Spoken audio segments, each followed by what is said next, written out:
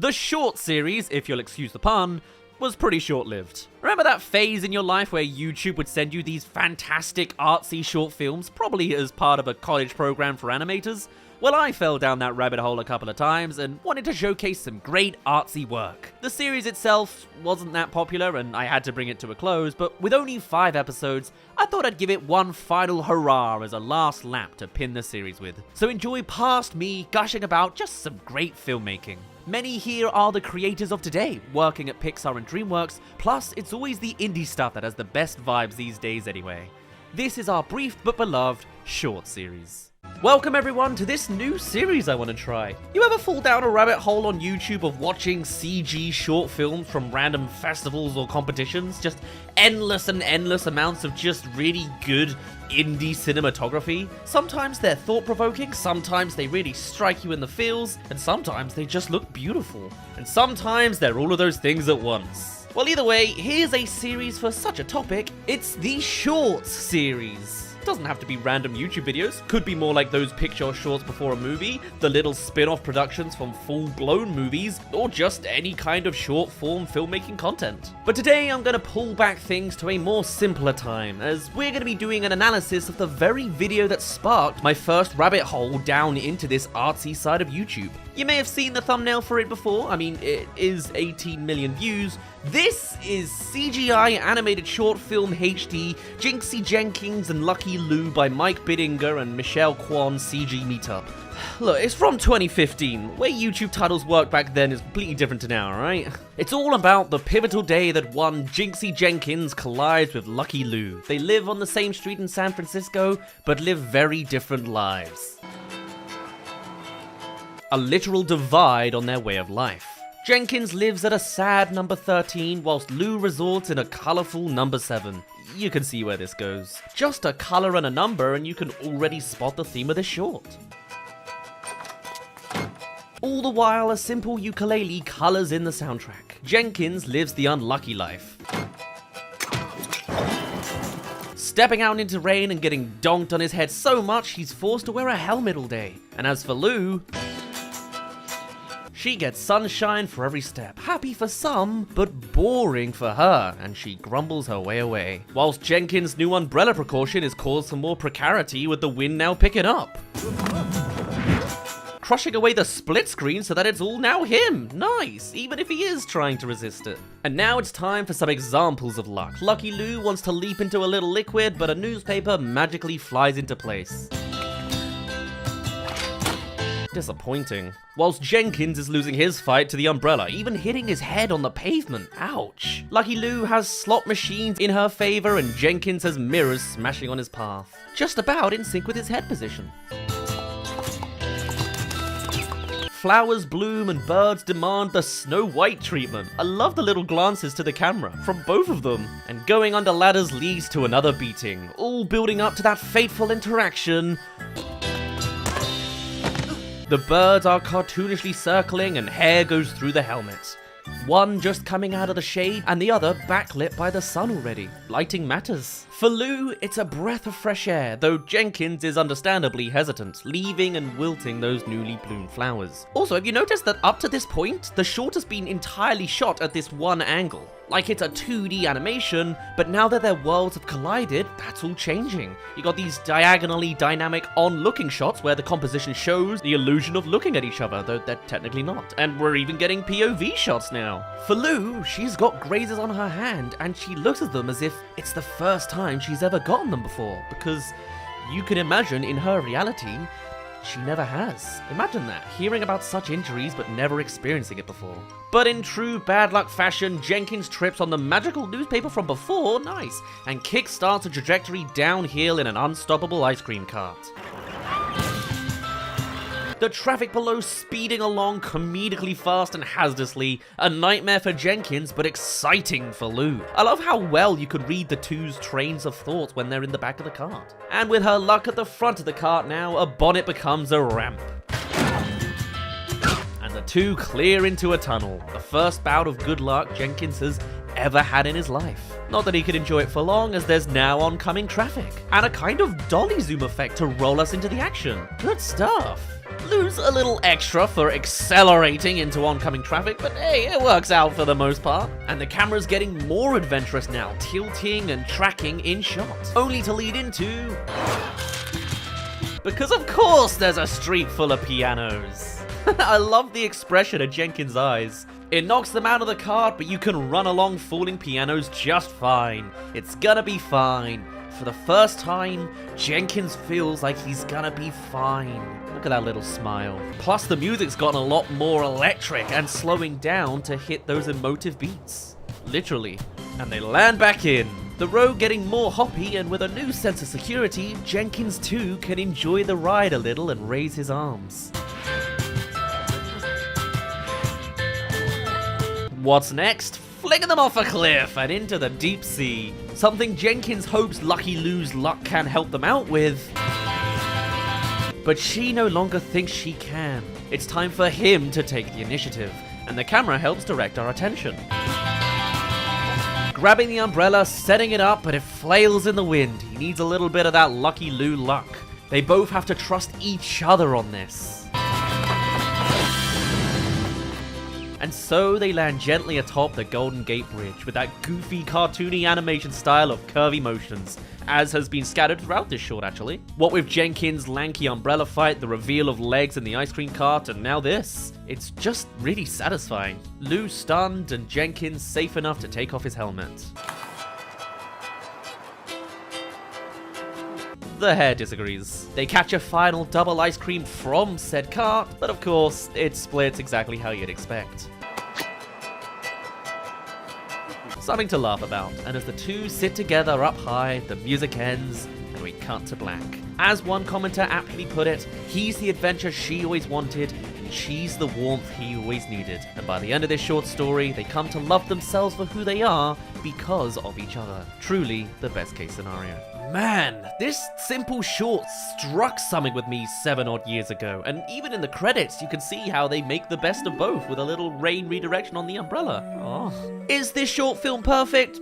No, there's all sorts of the minorest of errors, singular frames of mistimings and glitches, creative limitations like the rain not affecting anything, or small continuity errors. The birds aren't spinning correctly and the reflections are hit or miss, but understandably, this short was showered in awards. I mean, look at all these awards I didn't know existed. And this was all done with a team of students from the Ringling College of Art and Design. Most noted up front, one Mike Bidinger and Michelle Kwan, admitted into the title. And I was curious to know, where are they now? Surely with such a collection of accolades under their belt, they must have had a bright future ahead of them. And it's been several years now.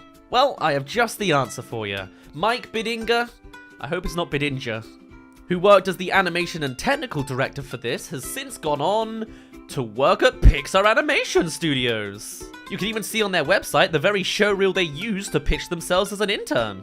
And with a few years under the belt now, they've gotten to work as an animator for crowds in The Good Dinosaur, Finding Dory, and Cars 3, as well as non-crowd animation for Coco, Incredibles 2, Onward, and Soul, and most recently being accoladed as Titles Animation Director for Pixar Popcorn. I didn't know that was a role, but it makes a lot of sense. You gotta love a success story. And speaking of that, on the other side of things, we have Michelle Kwan, taking up the role of art and story director for this short. Now, she took the more freelance approach, it seems, but has quite the industry history working with the likes of Cartoon Network, Universal Studios Creative, Target, and Cheesecake Factory, among others, and more specifically becoming a background painter for Carmen Sandiego and Steven Universe. Nice. She's got all sorts of comics and illustrations on her website for you to see too. And nowadays describes himself as a freelance artist, filmmaker, illustrator with an affiliation of hats. Is it weird to have looked up how these two are doing? I just think it's fascinating to see where people go. And as for the channel itself, this is very much an animation hub that's still going on now. I mean, now that I've watched this video a few too many times this week, I'm now being bombarded with recommendations from this channel, though their video titles are still just as naff. CG Meetup also serves as a networking resource for CGI professionals to exchange ideas, knowledge, and job opportunities, apparently. Went over my head several years ago, and goes over my head now, but there you are. Either way, that was the striking story that really made an impact on me, and apparently a happy ending happening in fiction seems to have occurred in reality too, as the two creators seem to be doing well for themselves. Maybe for a future shorts video, I'll actually find the confidence to reach out to a creator and interview them maybe. Either way, this has been my small gushings of a short I watched years ago. Welcome back everyone to the second installment of the short series, because let's be honest, it's kind of an underrated art form people don't really talk about enough. Last time we covered a student project that hailed so many awards it gained its creators real jobs in the industry. And today we're peering onto a project from within that industry. Wreck-It Ralph is not a short film, but it is where our next prompt hails alongside of. I think it's more commonly known that Pixar are the type of studios to put their own short films before their full-length theatrical releases, but Disney does it too, bringing us around to this absolute classic of a love story. This is Disney's Paper Man, directed by John Cars and suggested by PC Smush and Taylor Allen in the comments of our last video. Tell me more suggestions here or on our Discord. And Paper Man's already hopefully standing out for actually being artistic rather than mass-produced like recent Disney projects kind of feel. I mean, look at this art style. A black and white vintage look with a blending of 2D and 3D aesthetics, as if we could get a full film with this kind of look. So the short starts out with our boy named George at a train station. He stands not dejected, but notably bored with life. He's in a suit with paperwork, clearly being that dull office worker archetype. The sounds around him show the world is alive, but intrusive. Constant wind, rattling construction work. The grind of everyday life has taken its toll, and George is left alone in the center of it. Actually, a little bit to the left. Room for a potential love interest to take up that spot in the future, perhaps. And then a train comes flying past. What a shocker at a train station. Pushing our guy a little to the right, but he's mostly ineffective. That is until a single piece of paper clings to his shoulder, catching his gaze before continuing its journey with our love interest chasing it also. She only gets the briefest of appearances, but we and George here are hooked. The mediocrities of normal life have a spark to gain our attention. Thankfully, George isn't an overzealous pub lad and doesn't overstep his boundary, planting himself in place but still clearly intrigued with that eyeline lingering across the frame. And just as gently, Meg now returns to the frame, paper in hand, as George rescinds his eye contact, and Meg instead retaliates a little. They're both into each other, but equally trying to be respectful and innocent in their ways. Endearing for us, the audience, who are now gonna be rooting for the both of them. Another train blares past, now forcing them to interact as Meg is powed in the face by George's paperwork. I like how it looks like she was briefly going to initiate with that head turn, but nope. And we cut for the first time to these over-the-shoulder shots, getting closer to the characters as the characters themselves get a little closer.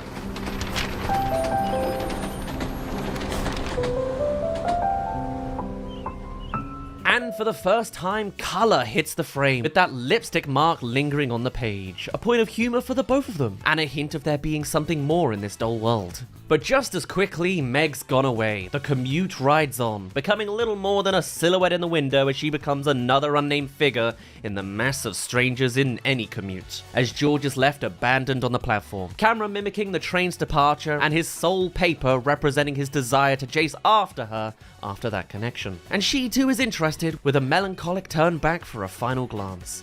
Only a sad smirk remains for the two of them as the giant city hides them away for life. Also notice how during their brief laughter,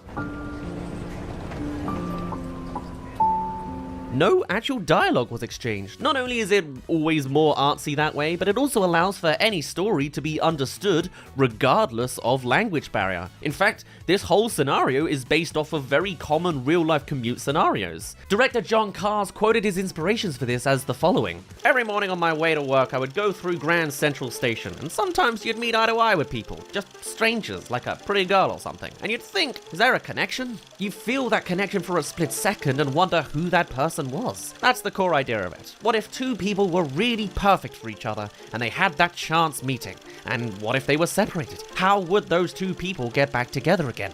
And how could a little bit of magic and fate intervene to bring them back together?" Pretty cool for a prompt if you ask me, and a surprisingly relatable one, across borders. Anyway, the short then continues as we see George at work, staring down glumly at the single piece of intrigue in his sad little life, before it's overwhelmed with a stack of lifeless papers. The boss standing above George as the embodiment of his oppressive status quo, as George is trapped in this life, and trapped in this composition, only getting a quarter of the space with his boss taking up half the screen and the work taking up another quarter. And then with a swift match cut from the boss obscuring the frame, we're back to the frontal mid-shot. An extract of George's work life captured in a bottle.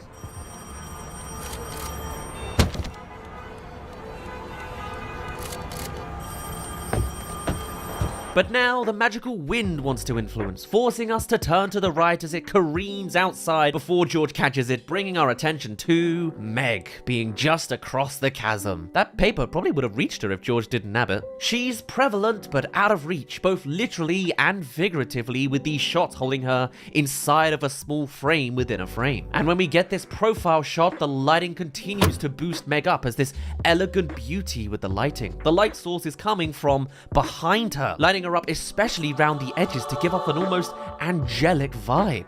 Very cute. Also, this shows how small and insignificant George's shouts are. Fun fact, the idea for this short first materialized when Cars was working as an animator at Blue Sky Studios in the 90s, as his past works include animating there before going to Pixar, from Bug's Life up to Ratatouille. Hopefully he wasn't feeling as depressed as this. Reportedly, he pitched this idea for a short several times, but Disney was preoccupied with Tangled at the time, and it went ahead and got greenlit only when Disney was searching for a project that would fill the gap between Tangled and Wreck-It Ralph. Well, I'm glad it's finally happened. But with the boss watching and his plights unheard, it's time for our next segment. The camera now tracking George more loosely with his office as he's unshackled, or unhinged from his co-worker's perspective. And after a brief glance at the marked paper, George gets to work on the collection of disposable papers. It's a paper airplane montage. Quick cuts for each fold, a moment of character as George's eyes scan for his boss's looming face, and a nice focus pull recreated in digital form where this shot starts off in focus on one subject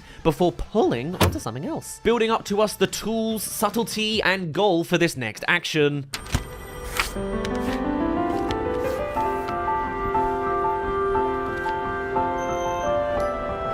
But it goes nowhere as George is forced to witness its sad descent. Again! This time making the camera actually pan as more progress is made on this same shot. Just not quite there. And no other attempts get much closer than this. Though I think the reaction to the bird one is probably my favorite.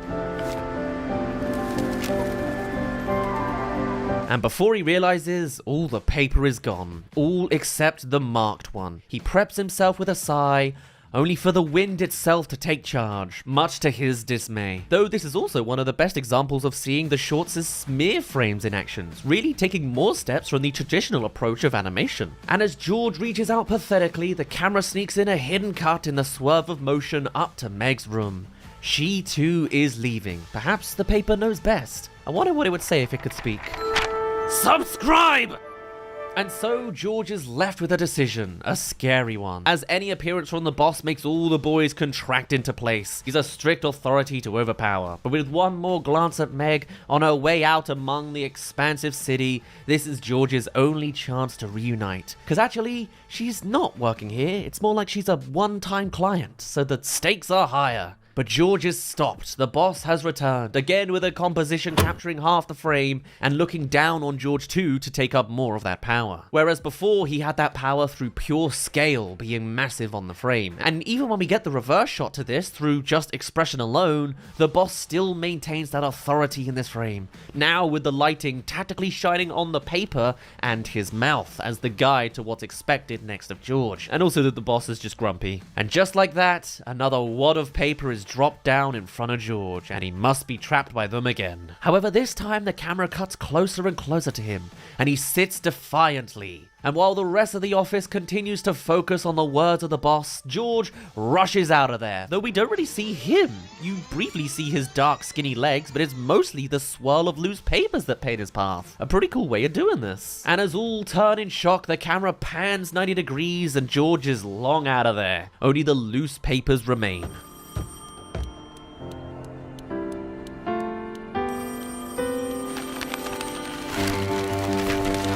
And so now, as the gap closes between the two of them, we get an insinuation of it as we establish Meg wandering the streets, given a low-angle, angelic angle again, with that backlighting again, before the camera, in the same shot now, tilts to the front entrance of George's building. It still takes a cut to see George, but the implication there is how close their relative locations actually are now. George comes blazing out the rotating doors, a couple of paper planes on the floor as a small detail there, as the camera for once takes on a more handheld style. A little rocky for George's sporadic movements and mindsets as he runs out into traffic. Also given a low angle, not for power, but for drama, as we don't see anything coming down the street, much like him. It also allows us to see the towering skyscrapers of this gigantic city, easy to get lost in or lose someone else. The lighting here also now shining on George directly from behind for more of that dramatic look, and it's probably one of the first times, as he's usually the one cast in the shadow. And once on the other side of the street, the shadows return as he turns around absolutely lost on the whereabouts of Meg. A moment of enlightenment, directly in the light, snubbed away quick. And at the end of it, a single paper airplane rests atop a postbox, the very marked one that just drooped away, actively taunting him with the little flutters, the embodiment of George's failures, an attempt that didn't even reach its recipient, not even read. So like any Sims 4 character, he stomps off with an angry gait after the biggest swing he can muster. Time for the magic to come in. As for once, George flew well. High atop of the New York cityscape of black and white, the paper continues to glide, making its way to one isolated alleyway, somehow a dumping ground for all the other airplane attempts. This is a Disney project, remember? So with sentient water and sentient houses, we got sentient paper too now. Or is this a wind thing? Anyway, the marked paper gains motion of its own, inspiring its fellow brethren to follow in its Pied Piper ways, soon becoming a cascading twister of paper planes. As the love tale has seemingly come to an end for both partners, a little redirection is required. And as George stomps past said alleyway, the papers make their retaliation, dancing along like any of those weird, psychedelic Disney sequences of the past. You know the ones. Reaching deep into this shadowy pit that George has just penetrated, the marked one clings to George's ankles. He stops for a moment before casting it aside. He's gonna need more influence than that as the shadows consume him more. Enough papers to physically push him back to the right as the camera continues its slow left motion. Success! Time for more of this. Next we get a wide shot of the streets, cars clogged in their boring ways whilst George is pushed into motion by all the more paperwork. Getting a little ridiculous, but certainly fun as George struggles amongst the city crowds. People are noticing and he's certainly making a scene of it. Being forced back across the streets by a slightly more forgiving array of trucks this time around, as we get a brief catch up to spot a single plane encircling George prior to it speeding off in a singular direction.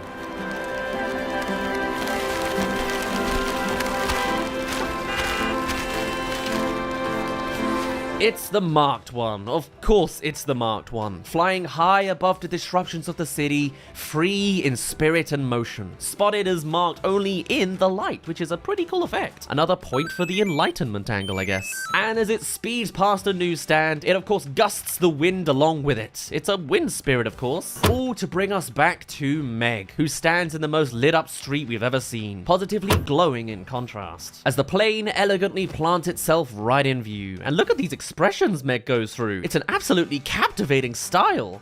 This short is actually animated using a unique toolkit that was built in-house by Disney engineers called Meander, which is apparently a hybrid vector raster-based drawing and animation system that gives artists an interactive way to craft the film, which is pretty cool. And using this software, which is now an accessible plugin for regular animators, is what allowed Kars and his team to, as he says, bring together as best we could the expressiveness of 2D drawing immersed with the stability and dimensionality of CG. There's then also the technique called final line advection implemented to help with this project, giving the artists and animators significantly more control and influence over the final product, as with this method, everything is done with the same department. In Paperman, we didn't have a cloth department and we didn't have a hair department. Here, folds in the fabric, hair silhouettes and the like come from the committed design decision making that comes with a 2D drawn process. Our animators can change things, actually erase away the CG underlayer if they want, and change the profile of the arm. And they can design all the fabric in that Milt Khan kind of way, if they want to. Milt Khan, by the way, is an OG Disney animator. Essentially, this short got a whole new reworkable animation engine to achieve this unique and beautiful effect. Isn't it great? Just wanted to gush for a moment. And you don't need 50 sheets to get Meg on the move. Perhaps her being less tied down by the menialities of life like George has her required less of a push than him. So far, her life has been following paper, being a client, and looking at flowers. What do you do, Meg? Anyway, she's now hooked and gonna be doing one of her 3 favorite things again. It's chasing a paper. One set does the pushing and the other does a little pulling. And the shots of these two in chaotic motion are split with transition wipes. Not just exclusive to Star Wars, but also pretty common for these city settings, as it mimics a pedestrian simply walking across the frame. Both are led to their closest train station, one more elegantly than the other. Man, I know I'm only 2 episodes into this, but how common of a theme is it going to be that the girl is prim and perfect while the boy has a rougher, more chaotic vibe? Can anyone suggest a version of these roles reversed? I'm gonna get jaded real quick if this is all I see. George gets wider shots with more camera motion, whilst Meg has more expressive mid shots and a more static cam to demonstrate their vibes.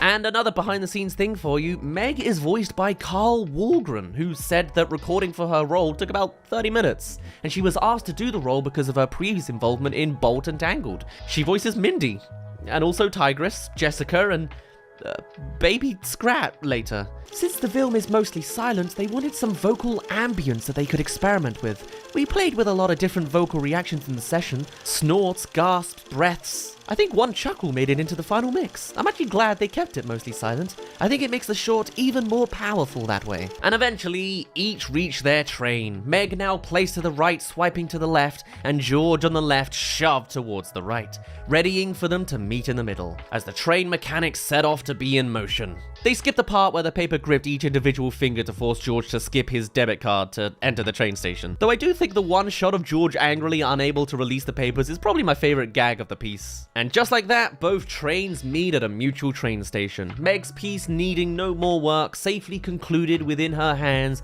as she steps out onto the platform. And even when she lets it free, it remains inanimate. The destination has been reached.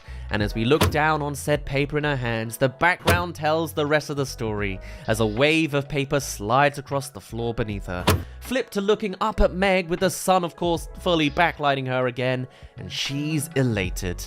With a simple turn, we're back where we started. George, maybe a little more disheveled this time around, but he too is free of his papery shackles upon arrival. And with one final 2-shot of the both of them, they finally reunite in the middle. No words, no gags, just 2 clearly interested people about to take their first steps in a new relationship. Also, yes, according to Cars, George and Meg were intentionally drawn to complement and match each other's designs. And that's the end. We get some bonus previews in the credits sequence of what seems like their first date, and that's the magical love tale of a Disney commute. This film would then go on to win many awards, of course. It won Disney an Annie Award for the Best Animated Short Subject, as well as an Oscar for Best Animated Short Film? Damn! That's the first shorts win for Disney since 1969 with It's Tough to Be a Bird, apparently. Will we ever see a full-length movie like this? Well, it's already been a decade. It's likely too beefy a process to get a full 2 hours, but it has since become a plug-in toolkit, and they did make another short using this system, so that's pretty cool. And then, of course, everyone moved on. The director would go on to make more shorts, animate on Frozen, and co-direct Over the Moon, whilst the composer would go on to do the Free Guy soundtrack. This song even made it into the credits of that project. I haven't mentioned it up to this point, but the whole time the soundtrack has been monumental to this short. It's just, mwah, fantastic. And the Oscars would go on to spit on the legacy of animation even 10 years later. Ah, the world continues on. But you don't need me to tell you that animation is cinema. We haven't even scratched the surface when it comes to all the short films that are out there. There is so much goodness to enjoy with all sorts of emotional roller coasters to go down, and today will be just the same as we take on Greg Santiago and Ghost's suggestion of One Small Step. Another classic short from the CG Meetup channel, so you can expect this to be pretty good. Plug your own suggestions down below or on our Discord. Now, let's see this short. The story follows the aspirational journey of a young Chinese-American girl wanting to be an astronaut, and presented in this cel-shaded kind of comic book aesthetic that I can never get enough of. Every frame looks like a 2D panel with 3D CG animation. Wow. And we'll be hearing about some of the notorious crew later on, as well as the impact this film had on the ceremony space pretty soon. It's quite the IRL tale. We begin with the streets of San Francisco. That's 2 for 2 from this channel so far. Oh cool, and they put the moon into their opening credits there. Thematic. 10, 9, ignition sequence start. All the while, that is the direct audio from the 1969 actual moon landing. And fun fact, this short released 49 years later from that event, or by the time it was award season, it was dot on the 50-year anniversary mark. And with one static shot, it's established the connection of our little family. You can read all sorts of details here if you're paying attention. A great way to set up your character silently. 3, 2, 1. Liftoff. We have a liftoff. And as Luna watches the events on TV, her eyes are actively glowing from the visuals. It's such a simple trick, but it so clearly symbolizes her admiration for the voyage. And then the music kicks in. Past the hour.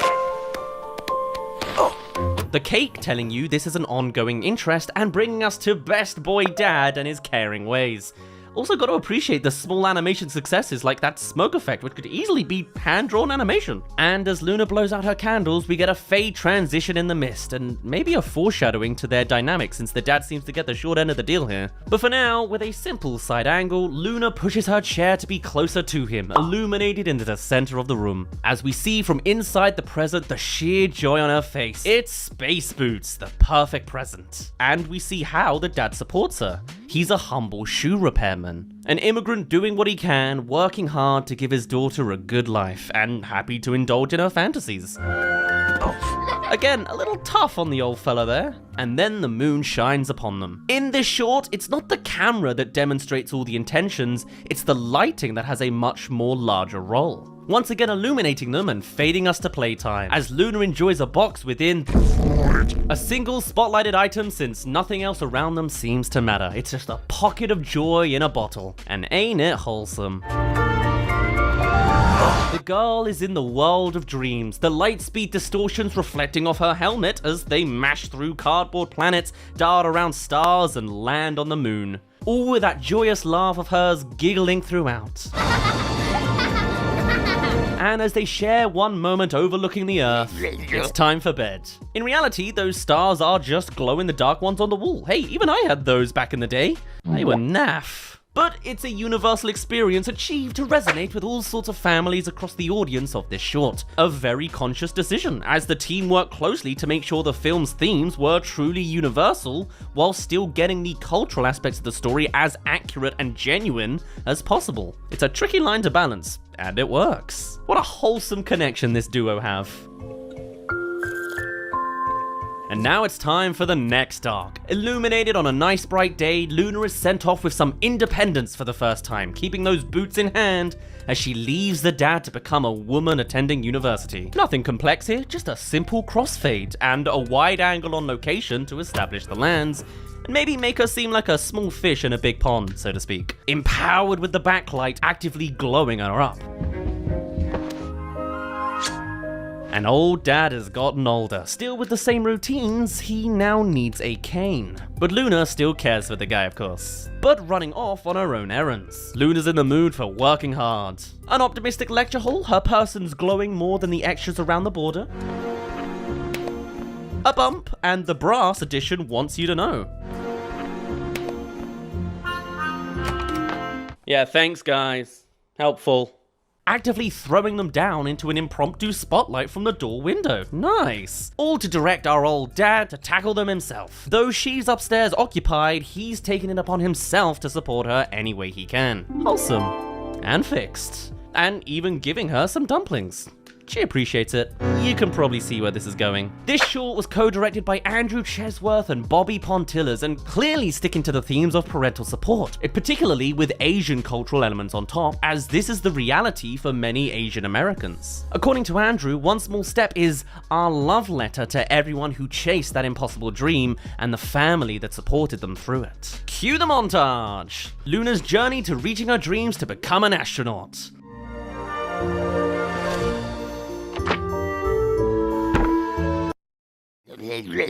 A failure, and everything goes wrong, even the physical trial.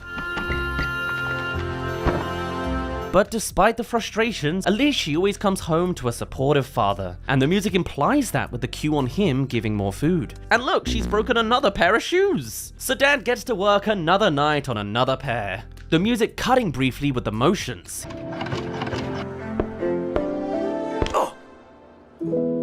He's getting a bit wary with age, but he'll continue anyway. Until... it's that stage of life. Teenagers, am I right? But in a more nuanced way. This isn't just an angsty teen who's unappreciative, she's distanced by drive, rushing to get to work, not avoiding a parent, and dedicated to their study, hence passing on food.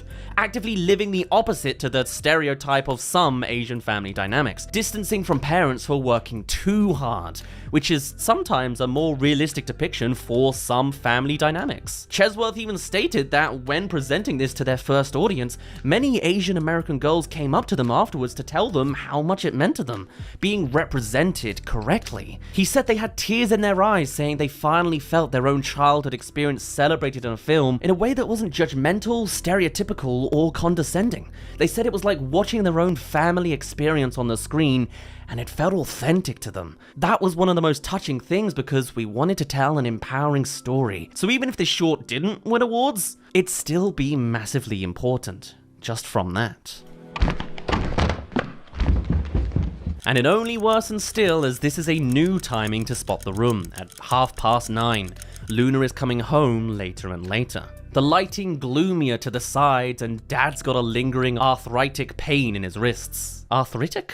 Remember how I said it's not the camera that demonstrates intention? It continues throughout, as every shot in this short is completely static, and positions only changing the time of day, as the light implies, giving us this sense that we are more spectators, watching from a still point the ongoings of daily life, only to make the lows feel even lower and the passage of time brutal. Because we can't interact. But it's come to a head here. Luna's put in the work and the letter is glowing with hope and ambition.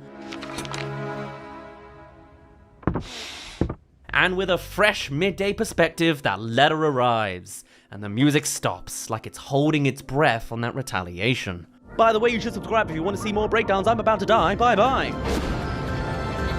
Luna arrives that night to the hope that's at the table and... no music, no shock. And as the dad wants to follow her upstairs to give some direct consolation, she shuts him out before he can even fully rise. Even in failure, he isn't wanted. And with that tone going forward set, the colors of the shots are drained, and pathetic fallacy gloomy clouds to boot. The voices in class muffled and unimportant, whilst the sound of the rain in your face and invasive, all diegetic, and the music's gone mute. And then...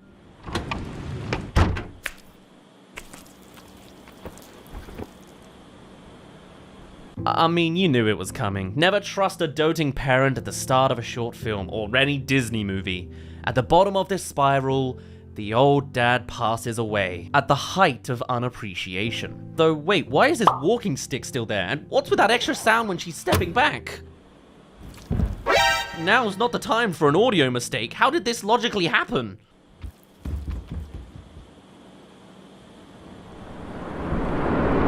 Really, this is probably just symbolic, to tell you he's not here, in case you couldn't tell by the fact that he's not here. Also, this scene ends on a pretty cool audio effect of playing a reversing note to a crescendoing effect.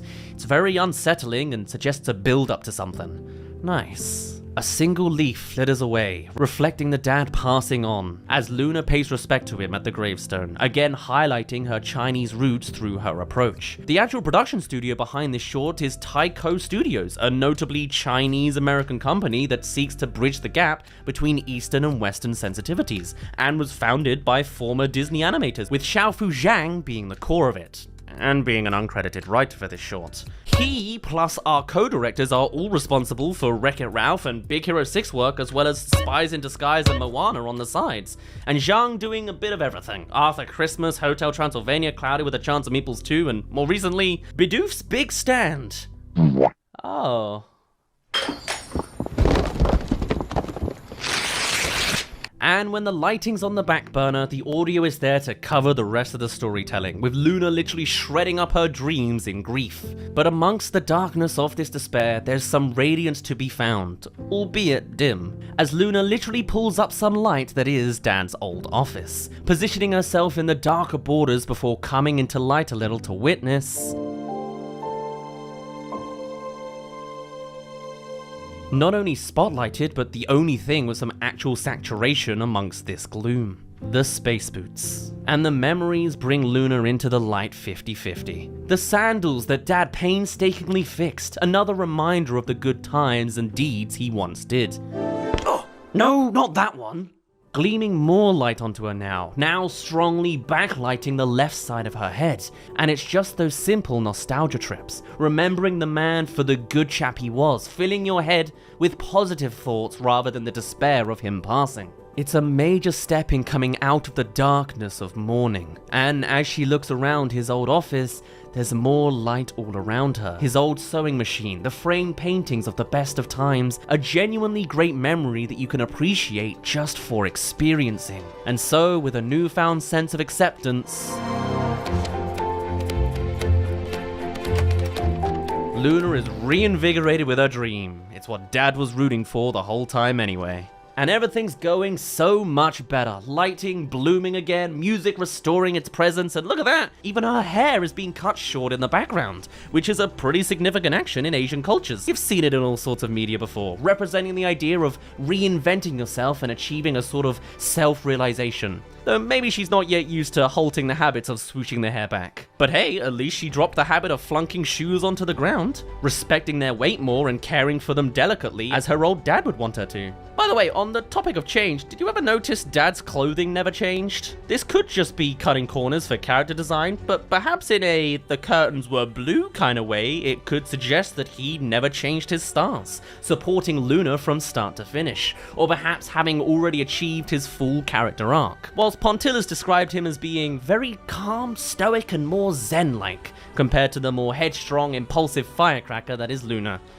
Just a thought. Here's her new bedroom for the first time, glowing once again with optimism, and in reality, taking inspirations from astronauts like Chris Hadfield's Liu Yang and Wang Yaping. Hey! And becoming a greater person overall, succeeding on all fronts across the board, looping us back round to that San Francisco street, now shone with a beautiful sunset, as Luna now sits in Dad's position one afternoon and...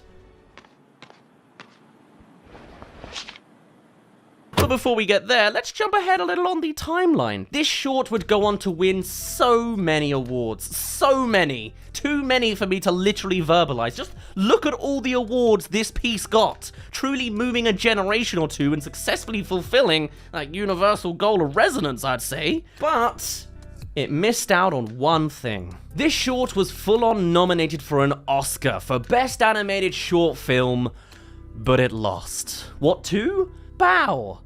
Pixar. I guess that makes sense. Still a victory for Asian representation though, ironically enough. Anyway, back to... And this time it's shot closer up. The bloom of optimism is much more there than the distant, darker despair she had last time. All to culminate in...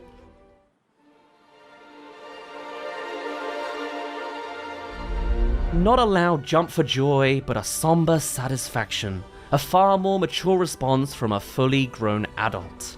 And as she looks to the sky, it's matched with a camera tilt upwards for the literal motion she will eventually be making next. And how thematic, as Luna is actually looking up lovingly to her dad in this moment, I'd presume. The rocket takes her up far beyond the Earth, landing on a moon that is simultaneously doused in grey tones, yet bloomed with sheer joyous lighting. The perfect mix of both for a post-morning state of optimism and acceptance. Or as Chesworth put it, dreams that seed in our hearts when we are young take on a new meaning with experience and age. The dark frame is illuminated as Luna stands as the sole silhouette, about to enter the bright lands of her dreams from all those years of wishing. As she somberly looks out, the background blurred to focus us on the emotional weight this is for Luna, rather than the destination being the point. And with one all-encompassing sigh, she steps out onto her aspirations. as she had always wanted to do, diving into her dad's arms in that flashback of the best of times, and now experiencing the real-life equivalent, truly achieving all she wanted to do, and reaching the very goal her dad was bolstering her to achieve, both in childhood fantasies and in her adolescent realities, and finally being reached to full satisfaction in her adulthood. He might not be actively here to see it, but he is actively here in heart, as Luna's experiences have carried him up to this point, and will continue to do so for the rest of her life. Shame that alien kills her 3 seconds later. This short means a lot to all sorts of people, but for Pontillas, it's a thank you to my mother, Corazon Pontillas, who supported me in my pursuit of being an artist.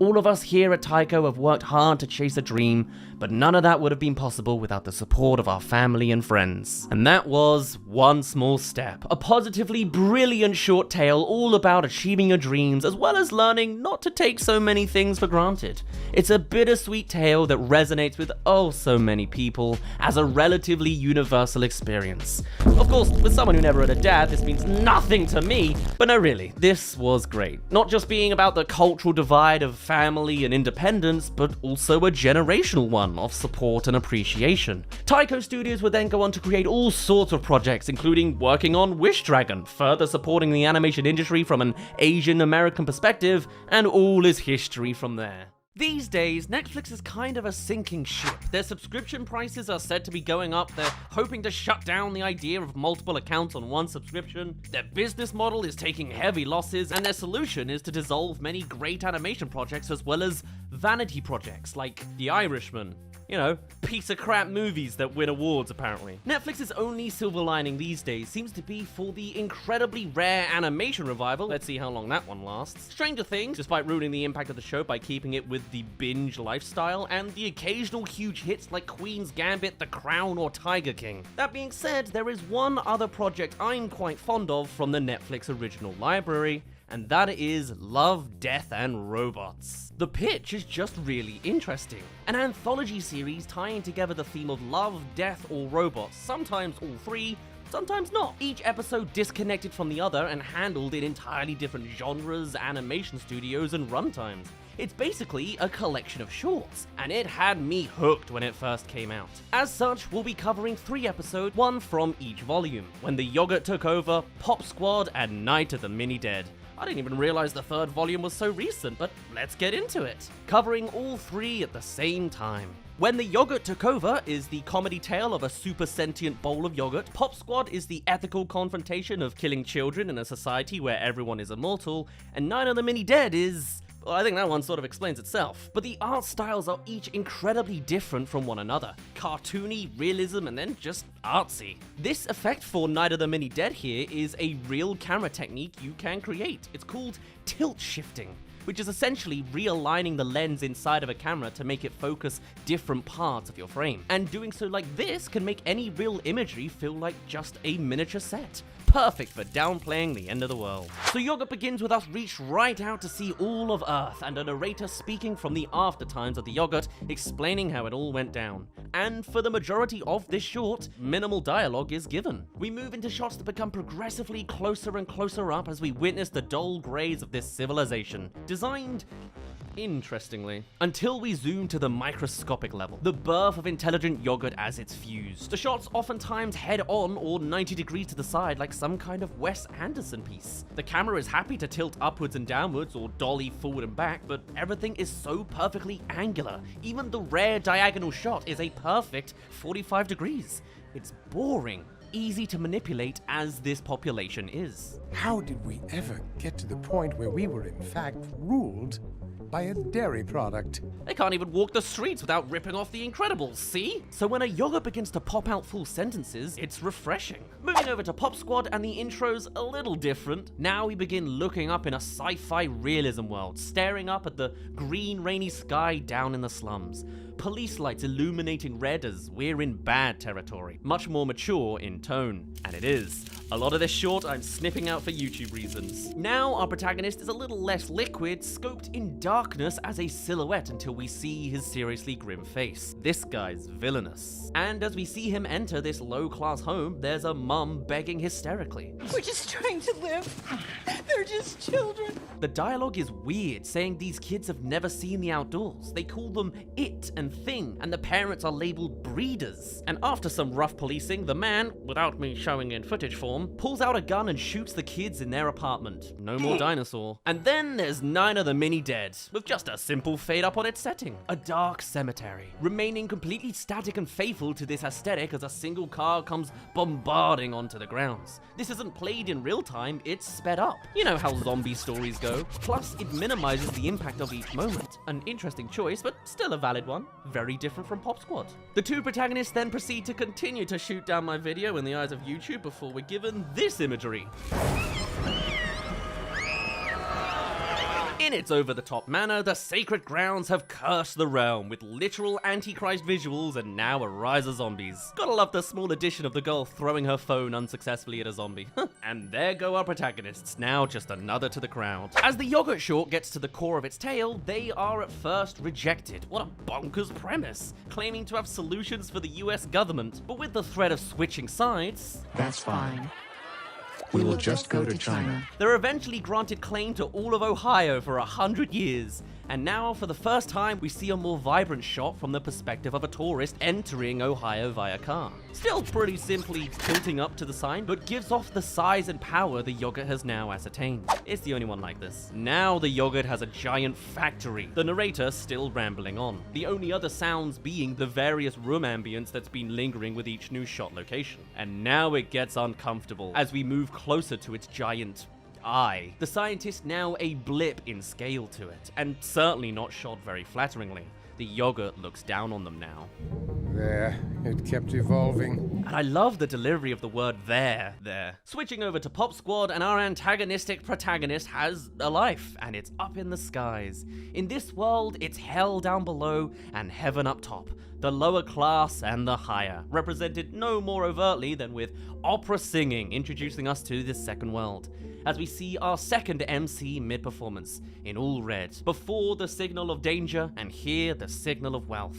If the lighting, music, and literal sparkles in the air needed any more tells. And as the two intermingle, we can piece together the logic of this world. These days, anyone can live forever, but in doing so, this society has decided that having children is illegal. Or as our guy puts it, Can't keep letting people into this party if anyone ever leaves. that opera performance was 20 years in the making, and your average person's lifespan is now in the triple digits. But as she returns to her life of wealth and immortality, there's blood on his hands, like flakes that won't leave. And with flashes of police lights and those kids again, our antagonist is getting regrets. Only to culminate with Our slayer of dinosaurs! a direct reminder, it's PTSD internal conflict time. Cut to the boost session. This is the substance that grants eternal youth, Reju, and it's all angelic white. Not like yogurt, but like heaven. And as the subject is IV'd in, her face youthens, pores vanishing, eyes diluting in true, rich ecstasy. As our officer relives those moments below again, now witnessing the dad. Before seeing them gunned down by police, another scar of regret he cannot forget. I'm telling you, man, completely different moods between each of these shorts. Bam! Los Angeles is taken over, joggers are doomed, cars are speeding, and as the emergency services is used, it only becomes a catalyst as the hospital becomes a hotspot. And suddenly, it's so many people. The benefit to having such little impact on this action is to be able to witness the events in a new light as a fluid motion of a crowd rather than individual scuffles. It's oddly unique. We see the classic tale of a suburban family fleeing, and successfully. We will never see them again, but we have as much emotive investment in them as all the repeats we've seen over the years. We scale up now. The transitions may remain the same as just a simple swipe, but the escalation continues. Now France is involved, with a desperate car in flames, narrowly avoiding death for a few moments. A train derailing, I'll always see it as a Train to Busan nod, but probably not. Thailand isn't safe. Truly, this is becoming a global disaster. Though also a fun little spin as the car, well, spins rather than just getting taken down. Screw it, this is cartoon logic now. We got room for gags. Canada has Ice hockey! Look at that slipping motion. Also a handful of approaching zombies barely visible in the edges of the frame. Nice. The temples of martial artists getting a full-on cut and a change in soundtrack as they're different from the norm. Maybe some do survive, whilst other locations have progressively less odds, only to cut to the President of the United States escalating only further by bombing their own cities. But we'll return to that in a bit. Time to wind things down, as every short has had their premise, their meaty middle, and a variety of techniques to showcase their different attributes. So, as Yogurt comes to a close, they provide the President, a bit different from the one we just saw, a plan to resolve the national debt, now presented with reverse over-the-shoulder shots of each of them, as the Prez has to now come to an intimate decision, which of course they do not follow. Politicians, eh? And a cut to black for that betrayal reveal. So it's an economic monsoon, now shown with a kind of match cut. Here's the ruins of the US streets. You see all the elements at play here. And here's Peace in Ohio, matching element movements and setups. How artistic. Reminds me of those render competitions Punisher on YouTube does. If you're not familiar with that, check it out. It's quite a rabbit hole of content to consume. I love it personally. It's my only reference for this bit. Now the Yogurt has achieved full power, getting human servicemen in all white as the President is shown now in disarray in the reflection of the bowl of yogurt. Not only are they dumber than the yogurt, they are dependent on them now, and given full executive control. The signature flared away, kind of like Guy Fawkes after being tortured in British history. Related? Probably not. And as the world protests, they're soon shut down. The yogurt is all-encompassing. And for our epilogue, the world has become non-confrontational. The narrator tells that No one argues with the yogurt. No one tweaks its formulas. And as society is rebuilt in the perfect yogurt image, they fly away. Yogurt pots achieving interplanetary travel, leaving the humans behind who are now so dependent on them, they're sad to see them go. What happens if it goes and leaves us behind forever? A tragedy from both ends of the narrative. God, can't wait to see how this doom and gloom plot goes next. In trailing that dinosaur toy, which he happens to see in the rearview mirror with a funky focus pull, our protag reaches Ipswich Collectibles. Fun fact, this place appears in another short at least in Love, Death and Robots, until he's on the trail of another illegal. After all, toys are just for collectors now. There are no children. That one doll has a crack across her face. Grim symbolism, and spotting a suspicious customer while he's there, so naturally he follows. Having all these regrets and contemplations in life, he breaches her decrepit home draped in greenery from a forgotten era of mortality on the ground. His hunch is right, spotting a child, a frame within a frame, captured in her own metaphorical cage. But upon approach, he's not here to kill, asking instead the philosophical questions of this short. Knowing that they will be caught, why have children in this world? Because I'm not so in love with myself that I just want to live forever and ever. It's a question we won't get to ponder with immortality. But for her, having finite moments is what gives them meaning, and a refreshing change to the norm that she has had to witness after 218 years of life. Mid-conversation, she's even breastfeeding the child, something taboo even today. YouTube's giving me a field day with these editing hoop jumping I have to work around. Her name is Melanie. And correcting our guy's use of the word it, putting a name to a face, making it all the harder to kill her. And as he comforts Melanie, the mum runs for the gun, losing before yelling to sacrifice herself instead, not her baby. And he leaves in a hurry, hat left behind. He's mentally coming around, only to find Pentel, the other officer, his partner in crime. Aware of his dilemma, and upon hearing Melanie was spared, is here in the name of the law, to which, though I can't show it, they shoot each other down.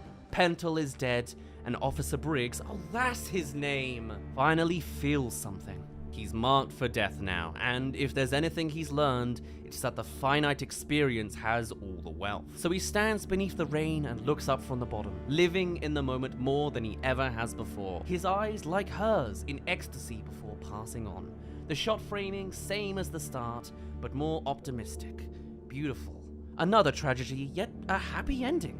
Wow. And with that serious finale, time for Night of the Mini-Dead to bring it on home. Prez has us launching bombs, turning civilians into survivors, Mad Max style. It's just full-on fantasy now, more so than before. We got giant flamethrower cars, we got tram gun carts. Trams don't exist in the real world, of course. Fires at a gas station, that's not a smart idea. But I like the additional shell sign with just an S out of place. Until we really edge things up with mutant zombies, but you don't see this in your zombie shows. Now some are giant, breathing fire, and it's just uninhabitable in cities, until the president finally decides, screw it, that orchestral music is right. It's nuclear catastrophe. Every other country follows suit. The camera, in keeping faithful, pulls further and further back to maintain scale, reaching a galactic point before the impact can be minimalized with a literal fart joke ending, keeping it classy. They were just a piece of dust in the landscape of it all, after all. And that is just the surface of what Love, Death and Robots has to offer. Each of the shorts have all sorts of varieties to spice up this anthology. I mean, one I shockingly haven't mentioned yet is how most of LD and R's episodes are based on source material, written shorts from all sorts of formats. Not to mention, the show itself is inspired as a remake of Heavy Metal, also an anthology from the 80s that is just so incredibly 80s. But anyway, Yogurt comes from a short in John Scalzi's Missives from Possible Futures #1, Alternative History, what a book title, whereby most of the script is actually the same, except the Yogurt talks a lot more directly with humans and tiny details like mentioning the exact province of China that they were offered instead of Ohio. This short came to a runtime of 6 minutes and was animated by Blow Studio from Spain and directed by Victor Maldonado and Alfred Torres. Whereas Pop Squad has an entirely different source, being Paolo Bacigalupi from Within Pump 6 and Other Stories, Brand New Worlds. What are these titles, man? This is a lot more prose and a lot more in-depth, but interestingly has a slightly different ending, as Briggs isn't shot to death here or even confronted at all. He just goes on, wishing Melanie luck. Maybe the kid will make it to 18, get some black market reju and live to be 150. I run for my cruiser, splashing through mud and vines and wet, and for the first time in a long time, the rain feels new. I thought that was interesting. This was animated in the US by Blur Studio and is one of the longest at 18 minutes long. Directed as well by Jennifer Yarn Nelson. And then finally, Night of the Mini-Dead has no source. It's an original for Love, Death and Robots, or at least was just built for the screen. Originating from Jeff Fowler and Tim Miller. This guy being the creator of LD&R. Produced by Buck, again in the US, and somehow not being our shortest of the bunch. These 3 shorts come with them all sorts of diversity, from who directs, who writes, who animates, and from where, and its tone. To think it was all threaded together by a single theme of love, death, or robots. Robot? Why didn't I pick a robot short? Oh, I'm an idiot! But with that, I'll finally end things off here. I'll keep a guilty pleasure eye on this series if it continues on. I love me a bit of thematic, arty-farty stuff. Let's just see if Netflix can stay afloat by the next time we cover something like this. What do I know? Maybe it's a long, doomed sinking ship. Ah, Pixar shorts. You always confused me when I saw them as a kid in the cinemas. Silly old me was always thinking that I'd somehow sat down in the wrong movie. I thought I was supposed to be watching Monsters Inc., not some birds movie. But nevertheless, as I've grown to expect these movies more and more, confident with the knowledge that there is still a feature film alongside it, I've grown to appreciate these shorts more and more. Oftentimes being more cinematic and artistically sound than the full runtime projects seen elsewhere. The format of shorts alone has such great competition for emotive and compelling storytelling, and having it be done by one of the masterclass animation studios in the business is nothing short of glorious for us viewers to enjoy. And clearly, Pixar knows what they're doing. Not only having one of the longest histories of animation short films dating back to 1984 with The Adventures of Andre and Wally B, but also through their accolades. Almost every single one of the fabled Pixar shorts has been nominated for the Academy Award for Best Animated Short Film. And many of them have actually won. Those are Oscars, as much as animation kind of gets an asterisk and a seat away from the main event of the Academy Awards.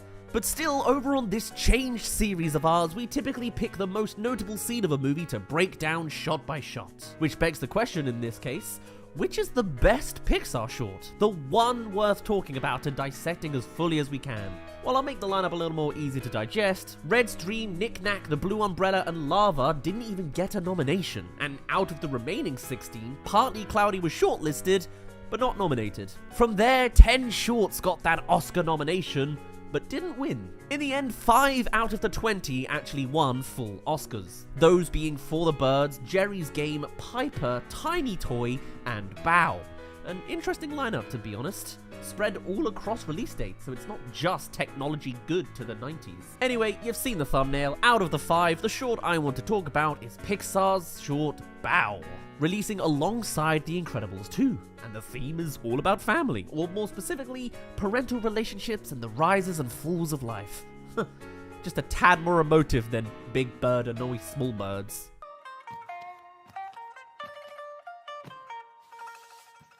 We begin during the logos as we hear the audio work starting up early, giving us the sounds of bowls being set down and rhythmic thumping, before fading up on our protagonist, an unnamed Chinese woman, rolling dough into shape with a shot that keeps her face strictly out of shot. Only her hands are relevant, so only the hands will be shown as it's ringed out, split, and chopped into buds. It's a cooking montage, and all the focus is on the food. Side-ish on for the chopping so you can see pieces contrasted against the knife. And then from a bird's eye view to see how spread flat they become under the roller. It's a craft our protagonist is clearly very adept at. This is an expert at work. As we now switch to her perspective, rolling together the perfect bao bun, stuffed with filling or filled with stuffing as she coils through the dough to seal the whole thing together. Hands stretched out like a literal display out for the audience to observe. Bam! It's the perfect bao bun. As we now match cut to later in the cooking process, bao bun remaining in the same place in the frame as they're steamed, and all of it presented in this realistic tone, minus the stylizations of the character designs. The textures are realistic, the cooking process is mimicking reality, and it's all to have us interpret this piece as a bit more grounded in reality. This is our world as far as this short is telling us so far. But with the cooking finalized, as we just have to wait for the heat to do the rest, we see for the first time the rest of our protagonist and the rest of the world she resides in, beyond just her arms. It's Toronto, in Canada, since the CN Tower is so apparent, set in real-world locations against realistic-shaped houses. As the title card pops up in the corner and our Chinese character catches some fresh air out of the window. Bao having the double meaning of both the food and the Chinese term meaning treasure, commonly used to describe your kid as something precious to you. And her being a Chinese Canadian will also become relevant to the theming, as this is a tale about family, an immigrant family, which opens up to new stories and perspectives we hadn't got to hear of too much on the big screen, especially during the timing of this short 5 years ago in 2018. Not to mention, this is the first Pixar short to have a female director, as Pixar were taking strides on the diversity front to tell some new, interesting stories. And so now we get to see other aspects of her life beyond the cooking craft. The father archetype is sat watching TV, barely paying attention to her in his spot of comfort, while she is serving her fabled bao buns. It's clearly the common routine of the day. More highlighted by how they have a slow cooker in the front room too. But he's not dismissive. With a light tap on the arm, he'll happily turn his head and get started on breakfast.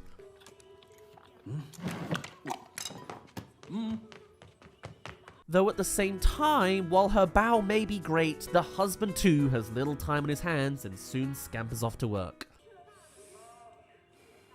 It's a lonely life for this wife, and she's struggling with the loneliness. Time for the Pixar madness to kick in.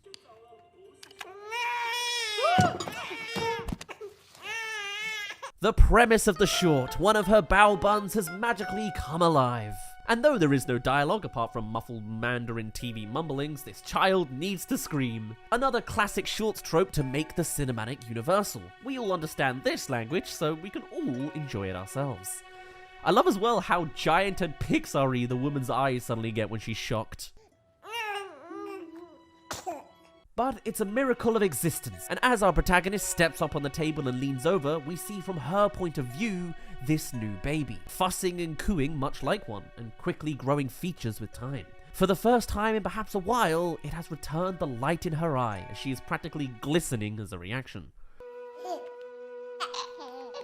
And so naturally, as the woman picks up this bao bun, she is completely enamored by how cute it is. The camera remains static while looking inside of the pot, but slightly downwards, like a parent looking down at its child. And while being picked up, the focus remains fixed at a certain point that the bao child is pulled into, as if in that moment nothing else is important other than this child, whilst starting from a place of confusion and bewilderment as our vision is blurred at first. And there's the money shot. Of course you'd cuddle up closely to something as cute as that. Just be careful, it is made of squishy dough. Look, it's already warping. And so as we crossfade ahead, we now come to a growing montage of antics as time passes on. The instrumental music of joy has kicked in as the bao bun child runs gleefully around her mother.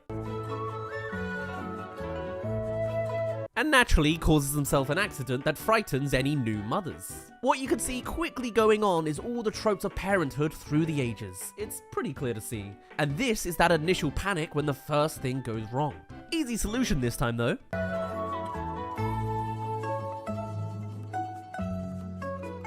A little bit of cartoon logic to this cartoon logic circumstance. Love it. Still very cute and fitting that the child seems unfazed by any complications they may face. Following that, we now have the height chart measuring as the child gets taller through the years, or I guess minutes in this case. And now we're out at the marketplace, again shot with this very direct angle on events. It's not necessarily thematic to being an outsider looking in on these events unfolding, nor is it a homage to Wes Anderson or anything, but it's a stylistic choice when it comes to the presentation of this short. And it works quite nicely, no matter what the intention behind it. Starting off at this angle typically before closing in with something new. This time smelling and choosing ingredients. It's also a nice extra little bit of Asian representation as it showcases this mother chooses to shop locally with Asian vendors. Considering this is Canada, I'm pretty sure there are plenty of big chain supermarkets to choose from, but doing so this way seems more to the ground. As well as of course works on that representation that this whole short is also highlighting. And as this kid is given more agency to pick its own food items, the two enjoy eating together on a local transport bus back home. Sweet. Followed by more activities. With a bit of drama involved. Low to the ground and static still since height is an important factor here. While the whole design of this short is very much thick and low down to the ground. According to the director, this and the fact that there are no perfect straight lines anywhere in the film were included because, quote, we wanted there to be this perfect imperfection in the world to feel more handmade and personal and warm. Nice. Anyway, following that, we have the bao bun being comforted after a bad day, with the mother doting on her child and giving all the support she can, including a toothbrush scrub down. It's just what the child needed, some love and affection after a tough day. And so from there, we get more crossfade time dilation as the bao bun rapidly ages from cookies to clothing to visual impairment too. This child has quickly grown into a more mature individual, and with that comes a whole new collection of challenges.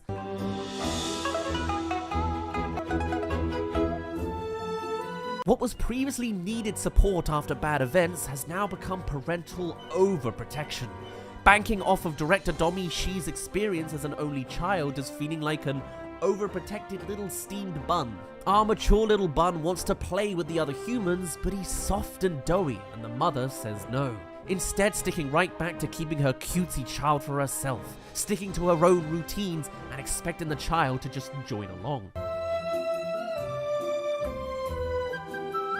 Now more directly invading the mum's space as the kids are playing football in the literal background of the body movements, spaced for the dough child to literally run to the background and join them.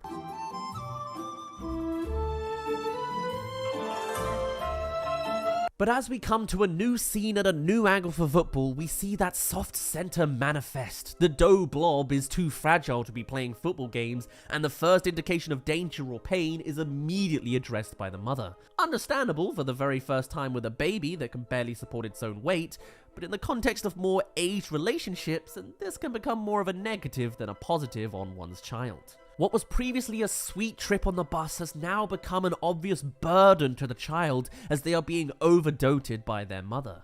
Adamant to effectively cuddle up to them like the younger days. And though it's a more magical, super sped up version of events, this is very clear parallels to the very real relationships people have had with their parents in all sorts of circumstances.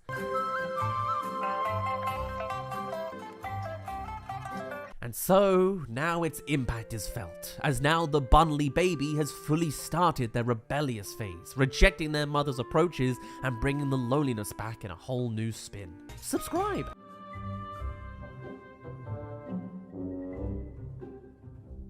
Now we're even given non-conventional moments of the daily routine. We've seen the beats of the mother's daily loop, and a simple cooking sesh is not part of the relevant events. But we're on the child's time now, and if he wants to self-serve himself some fizzy drinks in the middle of the day from the fridge, he's more than happy to do so, against his mother's wishes that he can already assume exists. All the while, the set showcases more of the mother holding on to the golden days with that "I heart mum" note still stuck to the fridge. Classic. And first a point of view shot so that we can see the mother's looming shadow on the door, always wanting to be present, as the mother, now at a more off-kilter angle in the hallway, responds on this side of the door. Perhaps the camera being off a bit is hinting at her loss of control, or just so you can actually see the depth of the hallway. And as she peers, she's a tiny influence on the frame, hidden behind this frame within a frame, against the collection of iconography of a growing boy and his boily things. Meanwhile, the boy's happiness comes from an external source, and the moment he sees his mother, it's anger and nothing more. POV from the mother's perspective, as she is literally unobscuring herself with the door in the frame before it is shut in her face. A strained relationship to say the least, but before barging into the room like she looks to intend to do, perhaps this is a routine for her usually too, she comes up with an alternative idea instead. Food! This short has a fixation, and it's not going to skip on an opportunity for more food shots. Although, fun fact, they did consciously have to cut down on some food shots after learning that they had an 8-minute time restriction for the whole thing. Makes sense. But this is it here, creating a whole delicious looking feast. Again with the hands in focus and then through the mother's eyes, and eventually a close-up on the last dish placed before widening out to the whole picture. A table filled to the brim with food. Just as the bow boy separately leaves his room in the background, giving us this super prepared shot as mother offers him a seat at this feastly table. It is her love language. Suddenly we're back to that perfect head-on angling, not to mention blooms of warm lighting to really add on that sense of warmth and comfort. It is the best form of a gift she can offer, using the best skills she can provide. But the bow boy... well, he just doesn't have the same perspectives as his mother, and though static, the composition of his shot is a lot darker with colder colours as he's not searching for that familial warmth. Plus, he's got a mini beard now, and with one super swift shot of her reaching out briefly, she's left in the dust. Choosing to head out the house towards the cool humans and their car shown through the gaping doorframe. And even running up to her son, the kid just puts on sunglasses and glides out of there. She has fully lost control of her child and has no ability to rectify it. And in response there is anger and angry eating. The lighting now is more harsh as there's no big lights on and the TV is doing most of the heavy lifting. Once again, she has become lonely, being the only active chair at the table. And upon his return...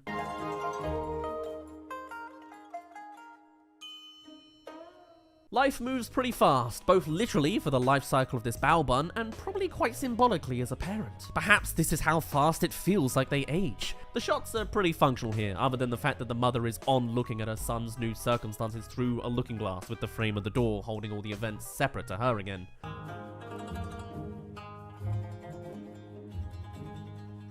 And now with that sudden realization, the mother is stun-locked, first left behind on her own frame and followed with a close-up that expands out to reveal her new daughter-in-law to be.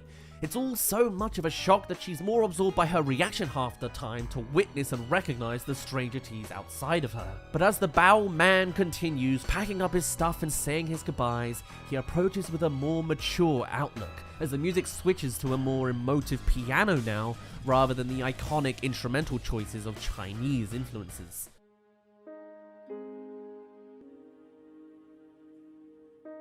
He's no longer rolling his eyes at the mere sight of her, and even giving her a little bit of affection with that little leg hug. an appropriate degree of nuanced coddling for a mother he is overall grateful for. But alas, the mother doesn't feel the same. It's all so shocking and so quick that she doesn't know how to respond, beyond her gut reaction to stop it. This is all way too fast, and she can't just suddenly be saying goodbye now. But it's yet another negative response from her son, who now wants to fob her off. Not a full-on tantrum, just a swaying away, as if to say, don't embarrass yourself. That only heightens and comes to a head more as she slams the door on him, actively halting his plans and his future, overbearing and controlling in her most invasive move yet. And how does the more matured bundle of stuffing react? Demands, which the mother promptly rejects, doubling down on her stance for her own sake rather than her child's happiness, which boils down to physically trying to obtain that goal, jumping up and over until... With one last chance, the mother is begging for the once little Bao baby to not go away, not leave her behind. Regardless of the boy's wants, it's all about her and this one selfish request. They tug and they tug, the mother brewing a tear from it all and all, until eventually... Whoa.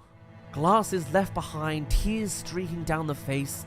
She's done it. She has symbolically self-destructed the relationship she has with her son. Camera-wise, it was high angle on the Bao boy and low angle on the mother. Standard height-related stuff. Closing in as she began to cry as the intensity brewed in the moment, whilst the climactic moment has a noticeably dark vignette around the edges, as well as possibly the very first camera movement in a shot that's not a zoom. Tracking up a little as the boy is lifted into the mouth, before standing back on the mother's post-realization, surrounded by darkness in the frames from the other walls. It's a dark shot for a dark moment as the mother immediately regrets what she's done.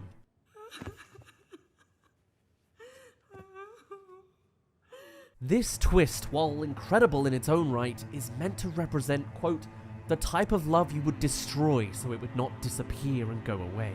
Or perhaps more literally, it was based off of a saying that director Domi Shi's mum would say to her that would go as, oh, I wish I could put you back in my stomach so I knew exactly where you were at all times. It's the final self-destructive moment of a parent pushing their child too far, to the point that they have no contact with their child at all, in any form. Gone from full-blown detachment. And as the mother sobs in the hallway, the dim lighting only gets dimmer as she is left in practically a spotlight of self-pity, and we fade to black. This dark ending, by the way, is great, of course. I would say that as a Brit, we love our dark endings, but it almost didn't happen. And it took her mentor, Pete Docter, telling her not to be, quote, afraid to push it, be as culturally specific as you want to be, unquote, to really double down on this twist. Love it. And rising out of it again, we now see the mother has cried herself to bed. At a new personal angle again, and of course from a time of the day that's not her usual controlled daily beats, as she sits solemnly in her dim bedroom, alone once again, with just a simple lamplight source to bring some light to her life. But she's not totally alone. There is that husband character as well, coming from another room of full lighting. That's somewhat of a comfort, as much as it's only contained as partially there thanks to that door frame again. But then we hear the front door, and from that door frame comes a familiar silhouette. The Bao bun surely can't have returned from her stomach, until you realize that it's...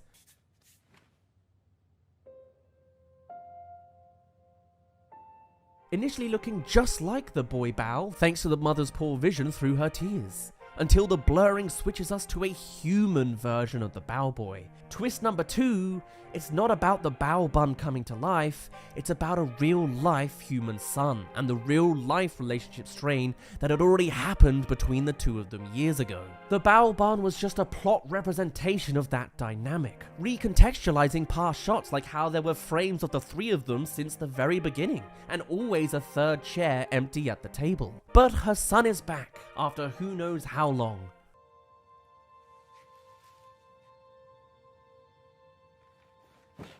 And the mother is still responding angrily to their presence, clearly still affected by these prior events, before best boy dad pushes him into action, We're fully in the bedroom now, glowing doorframe no longer assisting in the room as it remains fully dark besides the window at that head-on angle.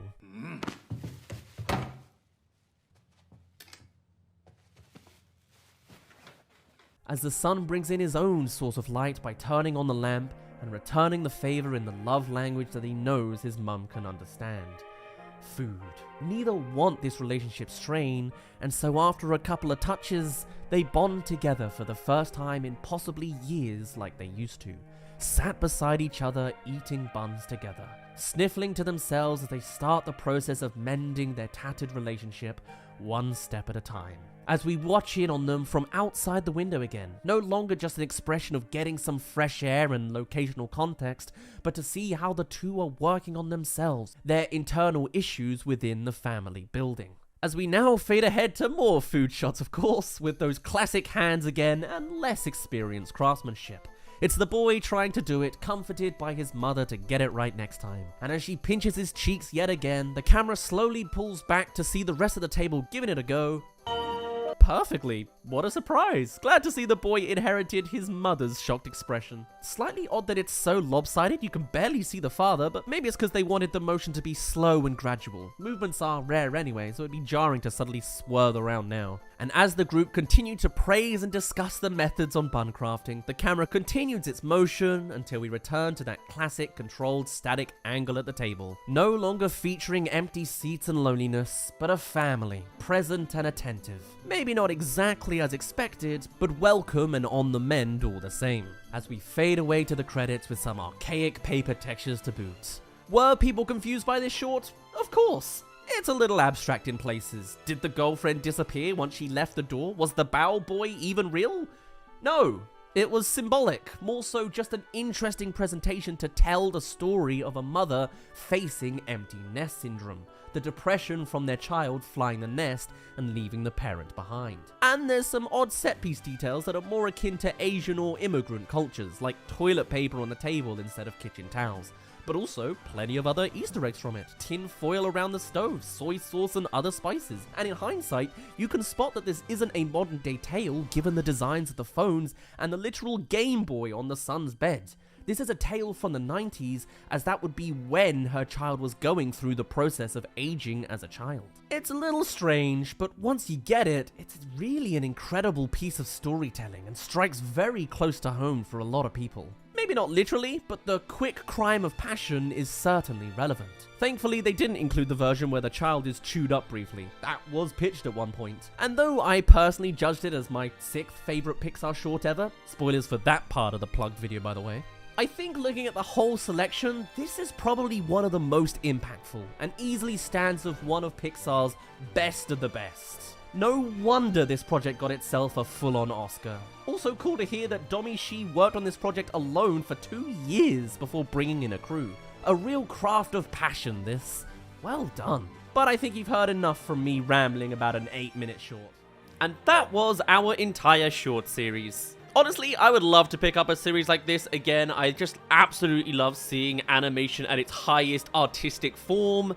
But to be honest with you, these kind of videos underperformed, and it's very, very niche, I understand it. It's just one of the ways of the world. I try and experiment with all sorts of formats when it comes to talking about animation in general. This was a nice exploration to do for a bit. Maybe I'll pick it up every now and again for a one-off. I mean, even as I'm recording this, I just found out the same day that there is a short film that's being turned into a proper pilot episode. But nonetheless, this was a pocket of time on the channel, and now I get to show it all at once for you today. But otherwise, for now, I'll just say, my name's been Daz, thank you very much for reaching the end of this video, and I shall see you all in a little bit.